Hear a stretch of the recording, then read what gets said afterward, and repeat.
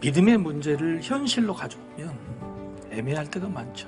말씀의 문제를 내 삶의 어떤 문제 앞으로 가져와서 해결하려고 그러면 막연하고 불편할 때가 참 많습니다. 애매하고 막연하고 모호하고 말씀을 삶에 적용할 때에 제일 중요한 것은 하나님의 무슨 뜻을 가지고 무슨 마음을 가지고 계시느냐, 그걸 분별할 수 있어야 된다고 하는 거예요. 사도 바울도 그런 마음으로 유대인 대표와 이방인 대표가 와서 판결해 주십시오라는 이 문제를 이렇게 답을 내려줍니다. 하나님의 나라는 서로 간에 사랑하고 불쌍히 여기고, 그래서 서로가 서로를 칭찬하는 나라, 그걸 하나님께서 만들어주신 게 하나님 뜻이고 마음이다. 이걸 어떻게 만드느냐? 의와 평강과 희락으로 만들어. 하나님 나라는 뭘로 만드냐? 너희 서로 간의 의, 서로 간의 화평, 서로 간의 기쁨을 주느냐 못 주느냐, 거기에 달려있다고 말하고 있는 거죠. 사도 바울은 오늘 표현을 달리하고 있어요. 덕이라는 단어는 뭐냐면 오이코도메입니다. 오이코도메, 이게 무슨 뜻이냐? 집을 세우다, 집을 건축하다는 말이에요. 그러니까 덕을 세우는다는 말이 집을 세우는 것과 같다고 하는 겁니다. 집이라는 것을 세우려면 협력을 해야 돼요. 그래서 이 말은 함께를 세우라, 협력을 세우라, 이런 뜻이에요.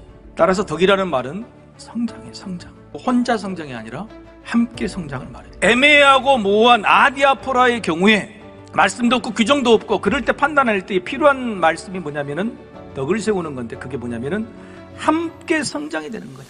우리가 어떻게 보면 이 판단과 결론으로 서로가 함께 성장할 수 있는 것이냐고 하는 결론을 내려야 된다고 하는 겁니다. 아디아포라가 오이코도미가 되는 방법이 어렵지 않습니다. 첫 번째, 후퇴가 아니라 성장입니다. 사도 바울은 유대인과 이방인들에게 똑같이 너도 잘못했고 비난한 게 아닙니다. 왜 우리가 배려하고 덕을 쌓아야 되는지 더 설명을 깊게 해주고 있는 겁니다. 예수님도 제자들에게 구적을 많이 하셨어요. 때로는 비난하시고, 그런데 그럴 때마다 제자들이 받아들이지를 못했어요. 근데 예수님 저들을 포기하지 않았어요. 그 12명을 전부 다 끌고 가시고 예수님 말씀을 받아들이건 받아들이지 않건 끝까지 설득하시고 따로 만나시고 안아주시고 배려하셨다고 말이에요. 그게 하나님의 나라를 만들어가는 방법입니다. 하나님 나라를 만들어가는 방법은 함께 성장해야 되는 것입니다. 두 번째, 아디아포라가 오이코도메오가 되는 건 나만의 성장이 아니라 함께의 성장입니다. 세상에도 수많은 선택과 결정들이 있는데 그것이 애매하고 어렵고 막연한 순간에 대부분 발을 빼버립니다. 혼자 성장을 택합니다. 고린도서를 자세히 보면 사도 바울은 어떻게 선택과 기준해야 될 것인가? 그게 뭐냐면 주를 기쁘시게 하는 부르심에 합당한 결정. 하나님께서 나를 예수 믿는 자로 선택하셨고 하나님의 나라의 백성으로 선택하셨는데 그 선택하신 결정에 어떻게 하면 기쁘시게 하는 겁니다. 하나님이 뭘 주문하실까? 하나님 나에게 뭘 원하실까라고 깊이 생각해보라고 이야기하는 겁니다. 사도 바울은 이런 모든 아디아포라의 문제에서 하나님이 원하시는 기뻐하시는 뜻을 선택하기 위해서는 용기가 필요하다는 거예요. 옳고 그름이 문제 아니라 용기의 문제라고 하는 겁니다. 함께 성장하기 위해서 용기를 내라고 말하고 있는 거예요.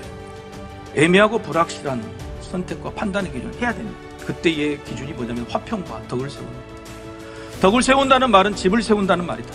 그 집에서 화평하게 살 수 있도록 덕을 세워야 해요. 함께 성장할 수 있는 방법을 고려해 봐야 됩니다. 그럴 때 용기가 필요하다고 하는 거예요. 여러분, 덕을 베푸는 사람, 함께 성장을 용기 있게 시도하는 사람, 훗날 더 멋진 사람이 되기를 주님 이름으로 축복합니다.